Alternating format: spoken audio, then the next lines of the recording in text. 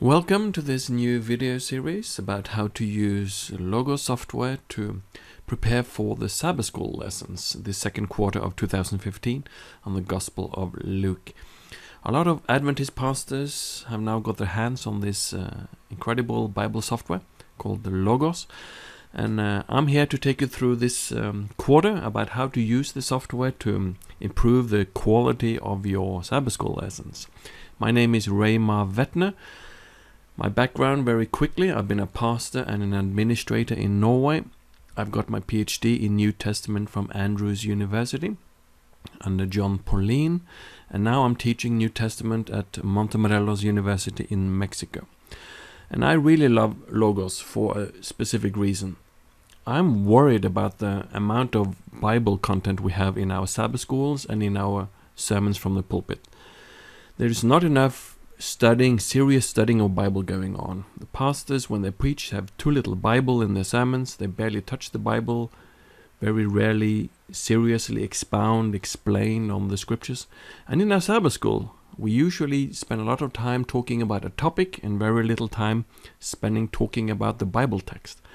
And we need to change this. So I'm on a lifelong campaign to get more Bible into our Sabbath schools and sermons. And for me, Logos is a great tool to help with that, because it gives pastors and lay people a chance to investigate the Bible with a lot of resources at their fingertips. So this quarter, second quarter of 2015, we're going to look at how you can use Logos to dig into the Bible with issues, Bible texts that are relevant for this week's lesson. Usually I will try to make these videos about 5-10 minutes. This first one is going to be a little bit longer because I have to show you a lot of interesting things in Logos. So, like the first thing we need to look at, since we're beginning a study of a book, in this case the book of Luke, whenever you begin tackling a new book in the Bible, like if you're going to preach a sermon series on the book in the Bible, maybe for the next month or two, or sometimes when we have a book of the Bible, that's the emphasis of a Sabbath school quarterly, like we do now, the Gospel of Luke. How do you research questions of introduction? Questions of introduction like, who is the author? What is the date of the writing of the book? What's the audience? What's the purpose and the main content of the book? These kind of questions. That's very important to get an overview of before you begin going through the book in detail. And one way to do that in Logos is what's called the Factbook. So let's go there now and take a look at the Logos Factbook. You find the Factbook under Tools, Reference, and here it is Factbook. In some languages of the world, it's called something with Encyclopedia. In English, it's called Factbook. So just click on Factbook and then type in Gospel of Luke here in the window. And then what Logos is going to do is it's going to search through your library of different commentaries and other books, and it's going to grab together information on the issues of introduction. So questions of authorship, outline of the book, dating, all of this is going to be neatly organized here. So, for instance, what is the main content of this book? How should you make an outline of the Gospel of Luke? Well, here are some suggestions from different books you might have.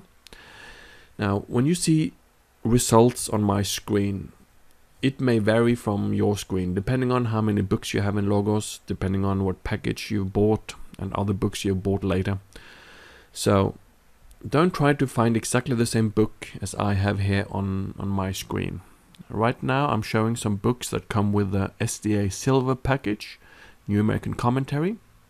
The commentary by Robert Stein is an excellent commentary. Robert Stein is a leading evangelical scholar on the Gospels, on the Synoptic Gospels. So that's a very fine commentary on Luke. A lot of you will have the Holman Concise Bible Commentary or the Holman New Testament Commentary. So different commentaries will show up here. Tyndale Bible Commentary. That's a Bible Dictionary.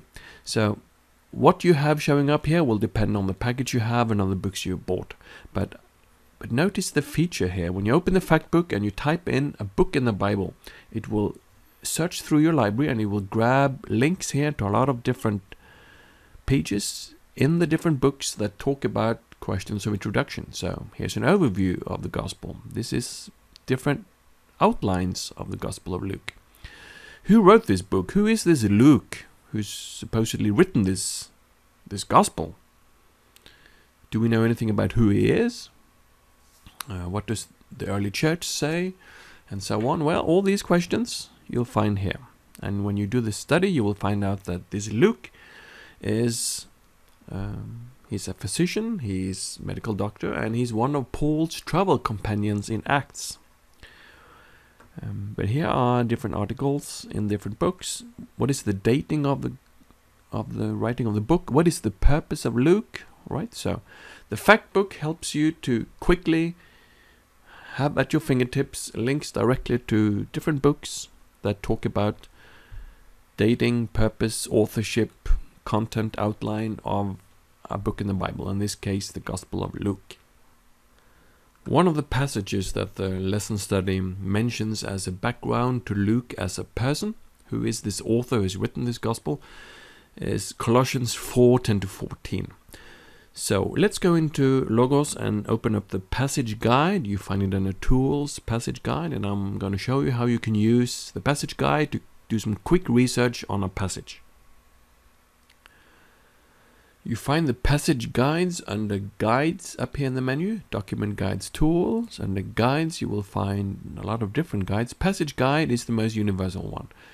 It gives you a broad overview of resources you have in your library relevant for a specific passage in the Bible. So click Passage Guide and you can type in Luke, maybe Luke 1-4, and press Enter on the keyboard or click it on with the mouse. And now Logos has again scanned your library, done a lot of research for you.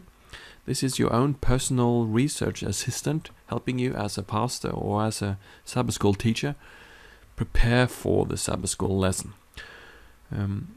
When you open a passage guide, a lot of these different sections here might or might not be open. If you right click on one of these, you can see Expand All and Collapse All. This is just a matter of personal preference. Some people like to have all of these sections open in the beginning.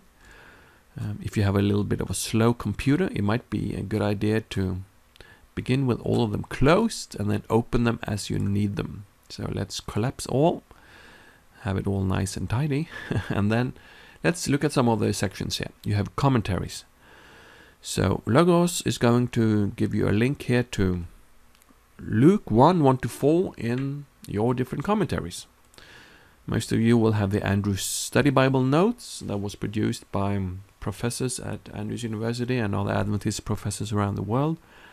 It's a very, very short form of commentary. It's just a study notes at the bottom of a Bible, but it's useful to have. You should always check that out when you're preparing for the Sabbath School lesson. New American Commentary by Robert Stein is a good commentary by an evangelical. InterVarsity Press. For those of you who have the silver package, you have the InterVarsity Press series for the New Testament, and Darrell Bock. Bock is one of the leading evangelical scholars today on the Gospel of Luke, so this is an excellent commentary to read. He has written longer commentaries in the Baker Exegetical series, 2 volumes, but this is more condensed, and a lot of you have it in your SDA package already. Holman, New Testament Commentary, some of you have it. Matthew Henry, all of you should have that, and so on. If you click on More, it will open up other commentaries you have. So this is a quick way to study commentaries. You just click on the link and the commentaries open, and you can read what you want to read. When you have the window open like this, you just click on the next, and here we are. The commentary opens in this window on the right hand side. It's a very fast way to get access to the important commentaries you have on this passage. There are a lot of other interesting sections here in the passage guide. We will come back to some of them throughout this quarter when we talk about different passages and topics in the Gospel of Luke. So we'll come back to the passage guide, but commentaries is one good place to begin. Now, we were going to look at Colossians 4. So let's type in Colossians 4:10-14. The lesson quarterly talks about Colossians 4 as an important text about Luke as a person. So let's close all these other windows here. If you want to, you can open a Bible, like maybe ESV. Click ESV in this command window, and then you can open it here. Colossians 4:10-14. It talks about Mark, the cousin of Barnabas. It talks about, in verse 14, Luke, the beloved physician, greets you. Alright, so if you want to learn more about this passage, and maybe particularly about verse 14, you just type it into the passage guide, and here you have a lot of different commentaries, this time on Colossians. So you just click a link, and whoa, there we are, directly to the passage. Click the link, and there we are. Here is the passage. Luke, Luke, one of Paul's most enduring companions, was his dear friend Luke, the talented specialist. A man who gave his many considerable gifts to God. Luke was a doctor, historian, author, and friend. So, click on the different commentaries, and you can read right here at your fingertips. That's the passage guide. It gives you commentaries and a lot of other resources here relevant for the topic you type, for the passage you type into the window. One of the main passages for discussion this week is Luke 1:1-4, the introduction of the gospel. And I just showed you how to use a guide, a passage guide, to study a passage in the scripture. Now I'm going to show you how to set up your own layout of a lot of windows for in-depth study. So let's go into Logos to Luke 1, and I'm going to show you how to use different resources, different books, and make it all into a useful layout on your screen. So while the passage guide is kind of done for you, you just go to a passage guide, you type in a passage, and Logos gathers all the different resources for you that Logos thinks you should take a look at. A lot of people love that feature. Some of us like to do it yourself, DIY. And so we open windows, different parts of the screen, the way we want to make the layout. So let's just show you one way you can make the layout on the screen. Let's open some Bibles first. So we type in ESV here in the command window, open English Standard Version. You want to also open a Greek New Testament. You have the SPL edition in your SDA package, open that. Now we have two windows open. Maybe we want to have a commentary, maybe the Andrew's Study Bible notes. So you type in Andrew's Study Bible here. You can also type it into the library, search for the book and open it there. Two places you can open up books. Now when I click there, Logos decided to put this Andrew's Study Bible notes here on top of the English Bible. It covers it up. It's two tabs on the same window. Maybe I don't want that. Maybe I want to have this commentary down here. And then here we have a lot of Greek words. When we click on them, you will see a dictionary opens up. So just double click any Greek word, a Greek dictionary opens up. But maybe we don't want to have it here. You click here on the tab, you drag it wherever you want to have it on the screen. Let's say we want to have it here. So now we have four windows on the screen. We have a Greek and an English Bible, a commentary, and a Greek dictionary. We can tie the windows together so that they're synchronized. If you click on the book icon, I click here on the SPL Greek Bible icon, and I choose a link set A. I can choose any link set I want as long as those windows I want to be synchronized have the same letter. So let's take A, go to the ESV or whatever Bible you prefer to have. Click that A. So now when we go to Luke 1 in one window, it goes to Luke 1 in the other. Oh, look at this. I forgot my commentary.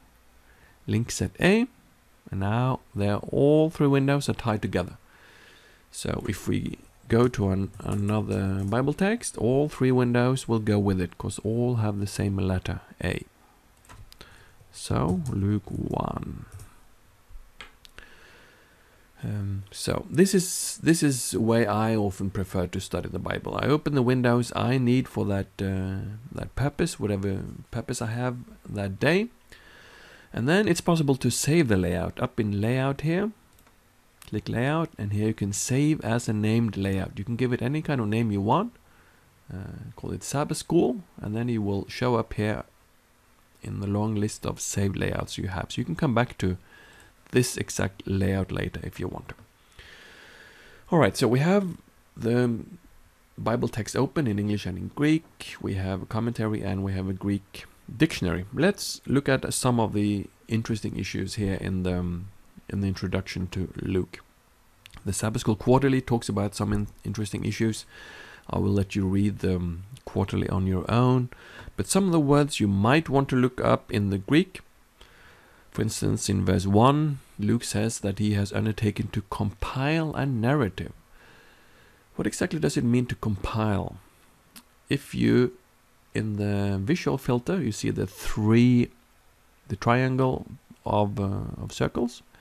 If you click on this visual filter and you make sure sympathetic highlighting is on, there should be a ticked mark here on the left of sympathetic highlighting, and the same on the visual filter for the Greek New Testament. Sympathetic highlighting here is on. Then when you highlight a word in the English, it will highlight in the Greek. Isn't that useful? This doesn't function for all the English Bibles, but it functions for some. English Standard Version, King James Version, and a few others. So check out if it works in your Bible. If you see that you have this icon here, inline interlinear, or the other one, interlinear. If you have these icons, it means your English Bible is able to have sympathetic highlighting. If you don't have these icons here in the Bible, you have an English Bible that doesn't have this feature. So make sure you open English Standard Version or King James or another that has the feature. You select compile and then you see it in the Greek.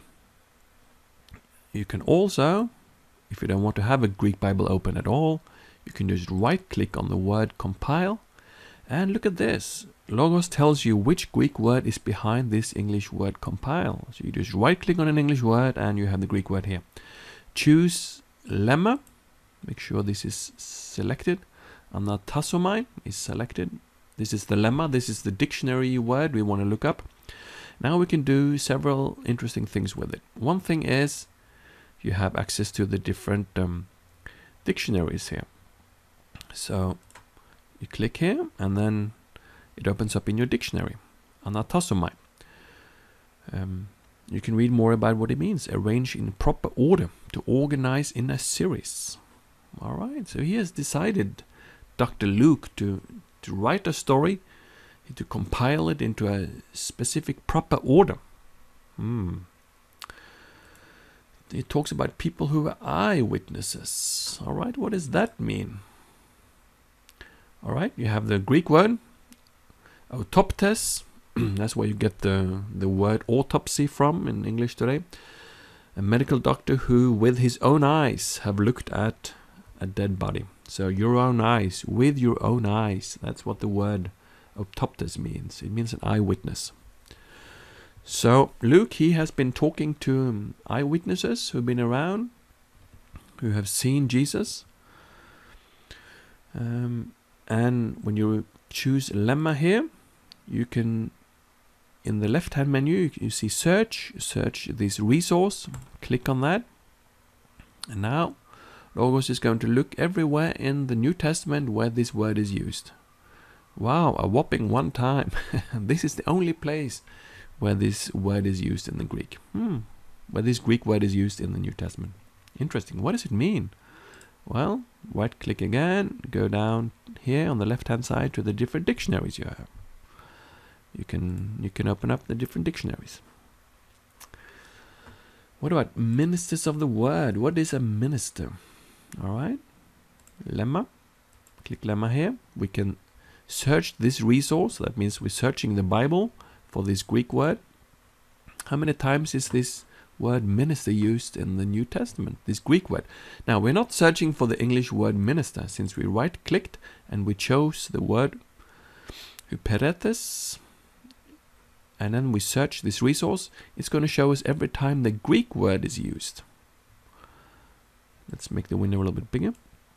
So, alright, officers, servants, assistant, All right, so this word means somebody who is an assistant, a servant, maybe an officer, an minister of the word. So Luke has been talking to a lot of people who have been ministers of the word. They've been preaching the word, probably the word about Jesus.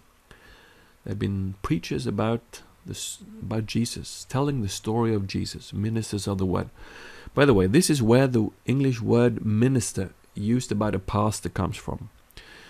If you call yourself a minister, I don't know what word you usually use about yourself. If you are a full-time pastor in the Adventist Church, sometimes we use the word minister. Well, what we are ministers of the word. We are ministers, we are servants, officers of the word of God. And some people have been eyewitnesses to Jesus. Somebody had been preserving and protecting the stories about Jesus, and they have delivered this to us. So Luke knows a lot of eyewitnesses. He knows several stories about Jesus, and now it seemed good to me also, having followed all things closely for some time past, to write an orderly account for you. Let's go back to the Greek Bible here. He's going to write an orderly account. Now there are a couple of Greek words used here. First of all, you have the word akribos, an adverb. It can either go with the previous phrase that Luke has been closely, carefully been following the stories about Jesus, or could maybe be taken to go with, he's going to write down carefully an orderly account. Whatever it means, Luke is doing something very closely and carefully. So what does this mean, akribos? Well, we right click on it, make sure we have the lemma selected here, and then we can go down here and you can look at it in a Greek dictionary. Right, what does it mean? Well, it means accurately, carefully. All right, so Luke has decided he wants to be very accurate and careful in his work, in his research. It's either in his writing or in his following the stories. He's been very careful. What about cathexis? What does that mean? All right, right click on it, lemma, and then you can go to a dictionary, or you can search this resource. Right now, since I searched from the Greek, we get a lot of Greek sentences. Maybe we should do it from the English. An orderly account for you. If we choose cathexis now, search this resource, we will get it in English. All right, so. Or if you want the dictionary definition of it, right click, lemma, dictionary, and here we are. Being in sequence in time, space, or logic, in order, one after the other. So Luke wants to write a gospel that is somehow in sequence. What does it mean it's in sequence? Is it in a chronological sequence in time? Yeah, maybe. Maybe it's in a space sequence. When you read the Gospel of Luke, you will notice that there seems to be one big travel from Galilee to Jerusalem, with Jesus going on the trip to Jerusalem. Unlike, for instance, the Gospel of John, where Jesus several times go back and forth between Galilee and Jerusalem, and you have at least three Passovers in John.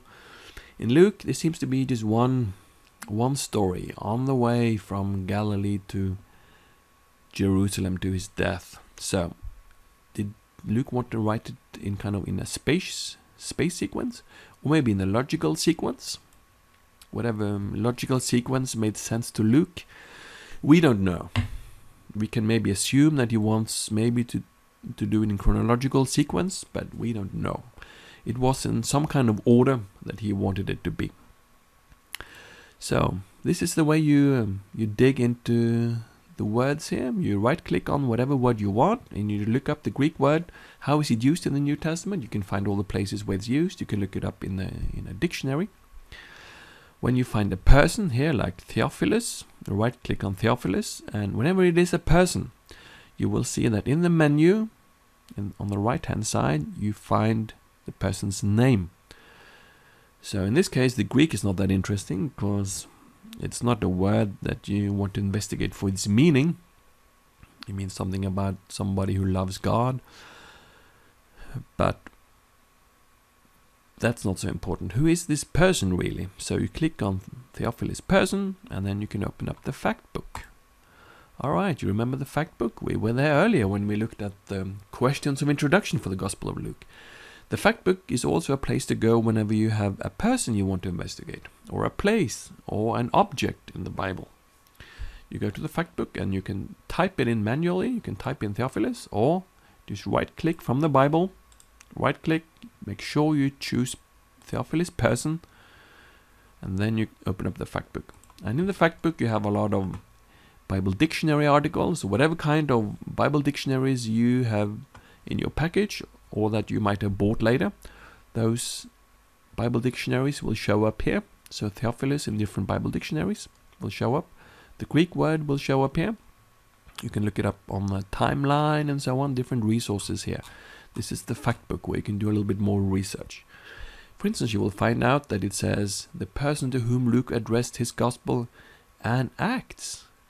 Oh, Acts? Really? Let's take a look at that. Acts. Acts 1:1. In the first book, O Theophilus, I have dealt with all that Jesus began to do and teach until the day when he was taken up after he had given commands to the Holy Spirit to the apostles whom he had chosen. Alright, so it seems like Acts is the second volume in this 2-volume series. Gospel of Luke is the first volume, Acts is the second, and they're both written to a Theophilus. Maybe he was a financial sponsor for Luke. You know, it costs money, time and money and effort to write a big book like this. A lot of resources going into it. So maybe Theophilus was the financial sponsor, or we don't know. At least Luke dedicates his book to him. He has written it for him. Theophilus is the first reader of the book, and we are fortunate, the rest of us, that we can read Luke and Acts later. Right, so that was one way to deal with a passage. You just open up whatever windows you want, and you organize the screen the way you want it. Maybe 4 windows is one way to do it. Some commentaries down here. And when you have windows open, if you just click inside one window, you see here on top of the Andrew Study Bible, you have a thick dark blue line. If I click on the Bible, now the Bible has it. If I click on the Greek, now the Greek has it. You see this? When you have chosen one window, and then you use the right arrow on your keyboard, it will scroll through different resources you have. In this case, it's different kind of study Bible notes. If I do the same with the English Bible, and I click the arrows on my keyboard, left and right arrows, it will scroll through different Bibles I have. Alright, here's a Norwegian one. I'm Norwegian. And the same with the Greek dictionary. I just click inside the window. If I use the arrows, it will go to different dictionaries. So you can scroll through a lot of different resources while in the different windows. While you have the same layout, you just scroll through different types of books in that one window. Very handy. Another passage that Sabbath School Quarterly for this week talks about is Luke 1 from 5 to 22. It's the story of the birth of John the Baptist. So in case you want to do some more investigation into that passage before you teach it on Sabbath. For instance, in verse 5, we have different people mentioned. We have Herod and we have Zechariah. If you want to find out who they are, what do? Well, you right-click on the word. Make sure you choose person here on the right-hand menu. And then Factbook in the top left. And the Factbook will open to that person. You do the same with Zechariah. Right-click Zechariah. And then make sure the father of John, person. Make sure it's chosen person. Not the Greek words here. That's not of interest. Not the English word on top. It's the person we want. And Factbook. And it opens up.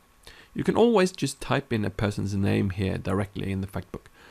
But in case you are working in the Bible text and you're wondering, who is this person? Well, open the Factbook. You can get some Bible dictionary articles, whatever Bible dictionaries you have in your Logos library. Other information Elizabeth is the wife, John the Baptist is the son. The role is priest. Alright, what is priest? Let's open the Factbook to priest. You can read more about priests, different Bible dictionaries, different Greek and Hebrew words, and so on. So, whenever you find a person in the text, right-click on it. You might want to look at some of the Greek words here. In verse 6, they were righteous before God. What does that mean? Does this mean that Luke believes in legalism, that we're all supposed to be sinless before God? Are Zechariah and Elizabeth sinless? Is that what it means? Only those who've never sinned in their life can be saved? Well, righteous. Make sure you choose a lemma, and then you can go to a dictionary here. Right, so what does it say? Pertains to being in accordance with high standards of rectitude, upright, just, fair.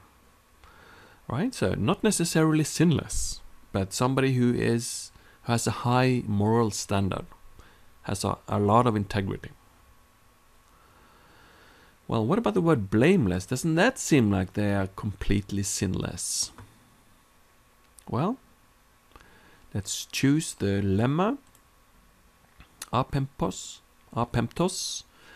Blameless, not the most common word in the New Testament, but maybe we want to look up where it's used. So we choose the lemma, search this resource, and here we have a list. Notice in Philippians 2:15, Paul says that you may be blameless and innocent, children of God without blemish in the midst of a crooked and twisted generation, among whom you shine as the lights in the world. So Paul wants us to be blameless in the same way that Zechariah and Elizabeth were. It doesn't mean necessarily sinless. It means somebody who stands out from people around them. People with, as dikaios means righteous, it means somebody with a high moral standard. So it is obtainable. God wants us to aim for this. Philippians 3:6. He talks about himself as to zeal, a persecutor of the church, as to righteousness under the law, I was blameless. Of course, Paul was sinning even before he met Jesus, both before and after. Paul was sinning, but that's not the issue. You can still be blameless. 1 Thessalonians 3:13, so that he may establish your hearts blameless in holiness before our God and Father at the coming of our Lord Jesus with all his saints. Alright, so a quick search for this Greek word in the New Testament reveals to us that what Zechariah and Elizabeth are, righteous and blameless, is not something impossible. It doesn't mean sinless. It doesn't mean that they have accomplished what nobody else has accomplished. This is something we should all aim for. Alright, in Luke 2, the lesson study doesn't spend too much time on the birth of Jesus, but I want to show you something interesting here that you may or may not have heard before. So I want to make sure to draw your attention to it. In Luke chapter 2 verse 7, it says that there was no place for them in the inn. When Mary and Joseph came to Bethlehem for the census, for the registration. Not a tax registration, by the way. It was most likely a registration for loyalty for the Caesar. But that's another story for another time. They have come to Bethlehem for some kind of census, some kind of registration, and suddenly Mary has to give birth. But there was no place for them in the inn. A lot of us grew up with the concept in our mind, the mental image that Jesus was born in a barn, in an animal building, right? Well, let's take a look at some of the Greek words here. Let's right-click on the word for inn, and then you've got it by now. You choose the lemma. By the way, if you want to know the difference when it says manuscripts, katalumati, that's the Greek word used here in the text. As you can see here in the Greek Bible, katalumati. This is the dative singular of kataluma. So this manuscript means whatever is used here in this exact verse. But lemma means what's the dictionary form. When you look it up in a dictionary, what does it mean? And if we look it up, we can maybe first of all search it. I often prefer to search first. Before I look at the dictionary, I want to see how it's used in the New Testament. So search this resource. Then we notice that Mark 14:14 and Luke 22:11 talks about when Jesus was going to eat the Passover meal with the disciples. He sent some disciples to find this kind of place, and it's translated here as a guest room. Where is my guest room where I may eat the Passover with my disciples? Did Jesus eat? What kind of room was this? What kind of room did Jesus eat his Passover meal in? Well, it was just a guest room. It was a large room in the house. It was in a regular house, in a regular building. But why is it translated as an inn in Luke 2? There was no place for them in the inn. Is it bad translation or what is it? Well, let's go back here, lemma. Choose a dictionary. It means kataluma, it means a lodging place. The sense inn is possible in Luke 2:7, but in 10:34 Luke uses pandocheion, the more specific term for inn. Remember the parable of the Good Samaritan? The Samaritan took the wounded, half-dead Jew to an inn in Jericho. And here the word inn is used, as a hotel, as a place where you pay to stay over. So Luke obviously knows about another word for inn, but that's not the one he uses in Luke 2. Here he uses another word which elsewhere is used as a guest room. So the word means either inn or guest room, as in Luke 2:11, Mark 14:14, where the context also permits the sense of dining room. Alright, so what does it mean there were no place for them in the inn? It could also mean that there was no place for them in the guest room. But then, how come, if Jesus was born in a guest room, there was no place in the guest room, how come there are animals here? He is lying in a manger where you feed food for the animals. How can that be? Well, let's open some other types of resources here. Let me just close these windows. If you, here in the command box, if you type in Faith Life, that's the name of the company that produces Logos, Faith Life Infographics. There are some pictures, illustrations, images that comes with your Logos library. So make sure that you choose the Faith Life Study Bible Infographics. I'm going to show you a useful illustration, and you might want to use in the Sabbath School this Sabbath. So you click on buildings. We are looking for a building, residences here, ancient home. Maybe we should make this a little bit bigger. First century Israelite house. Alright, so this is a typical house for most people, those who are not so well off. This is the house they had. Downstairs, they did the work during the day. They cooked the food, courtyard, storage. And then upstairs is where they slept for the night and the living space. Now, notice, what is these animals doing here? Well, during the night, they took the animals inside for protection. Animals was, a big investment. It was a big capital cost to have, and you don't want to lose this capital investment that is represented in your animal. So you might take it inside for the night. And what then does it mean that there was no space in the guest room? It could mean that there was no more space up here because there were too many other people maybe who've come to Bethlehem for the registration. Let's look at a few other infographics. Type in Logos infographics. Logos Biblesoftware infographics. You open it up, and then if you open up the table of content, by the way, if the table of content doesn't show up, what you do is you click on the icon, make sure you have selected Show Table of Contents. When that is selected, you have this this menu. You click Away in a manger, but not in a barn. Right, here we have it again. Daytime living quarters downstairs, where vulnerable or especially valuable animals were stored at night. That's downstairs. And then living and sleeping quarters were upstairs. Could be that there was no space in the upstairs room, or maybe in another guest room in the house. So Jesus was born down here where the animals were kept for the night. Doesn't mean that Jesus necessarily was born in a barn.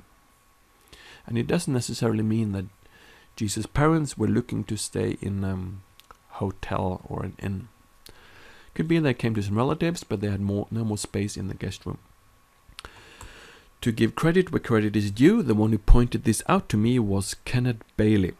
Let me open up the book, Jesus Through Middle Eastern Eyes. It's a great book. You might want to buy it maybe this quarter for the Sabbath School lesson. Kenneth Bailey was a missionary who grew up in the Middle East, and then he chose to work most of his life in the Middle East, teaching New Testament at different colleges. So he knows the culture of the Middle East.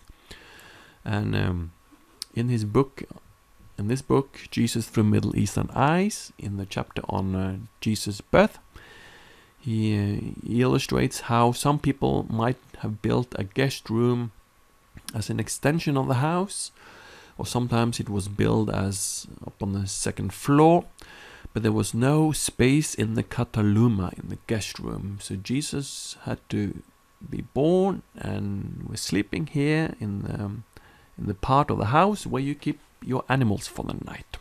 All right, that's definitely a possibility.